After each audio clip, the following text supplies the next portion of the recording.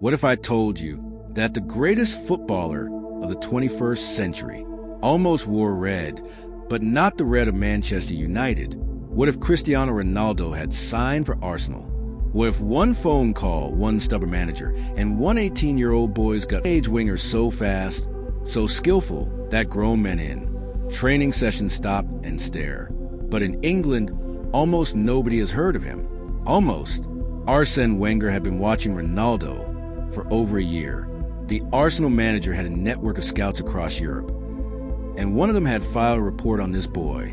From Madeira, that read like fiction. Wenger didn't hesitate. He reached out to Ronaldo's representatives personally. And here's the part most people don't know. Arsenal had a verbal agreement in place. The feeling was mutual. Ronaldo admired Arsenal. He liked what Wenger was building. The football, the style, the players. At this point in 2003, Arsenal were the Premier League champions. The Invincibles were still unbeaten. Why would any young player say no to that?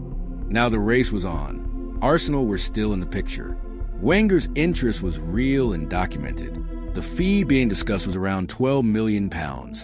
Significant money in 2003.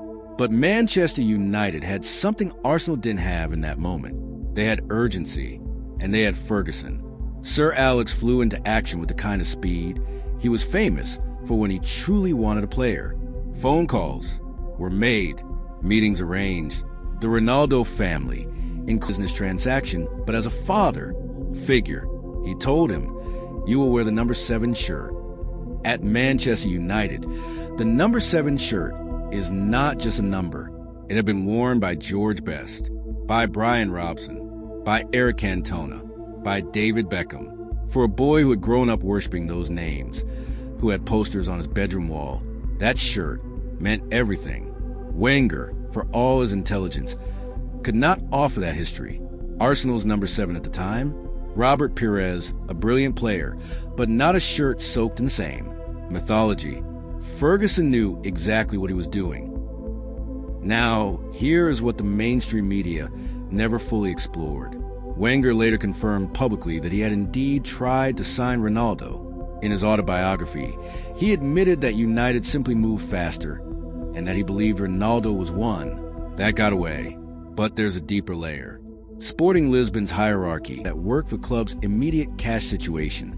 Arsenal operated with a different financial model, and also deep in the planning stages of building their new stadium, what will become the Emirates, were slightly slower to commit to the full package.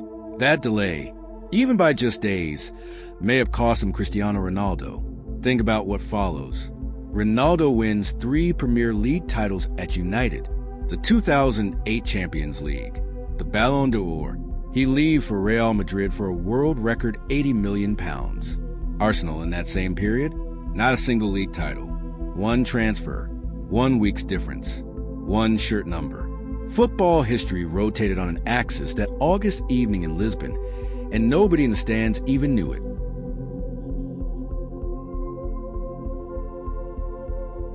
Cristiano Ronaldo went on to become one of the 2 greatest footballers in the history of the sport. Sir Alex Ferguson got the player he wanted. Jorge Mendes built an empire. And Arsène Wenger, he went home from that summer with a new stadium in planning and a teenage superstar-shaped hole in his squad. We will never know what an Arsenal Ronaldo would have looked like. We will never know if Wenger's methods would have shaped him differently. We will never know if the Premier League title drought would have happened at all. But we do know this. The greatest transfers in football history aren't always the ones that happened. Sometimes the most important transfer is the one that didn't. If you want more stories like this, the secrets, the moments, the decisions that shaped football and were never fully told, subscribe to Football Untold. Because the game you think you know, you've only seen half of it.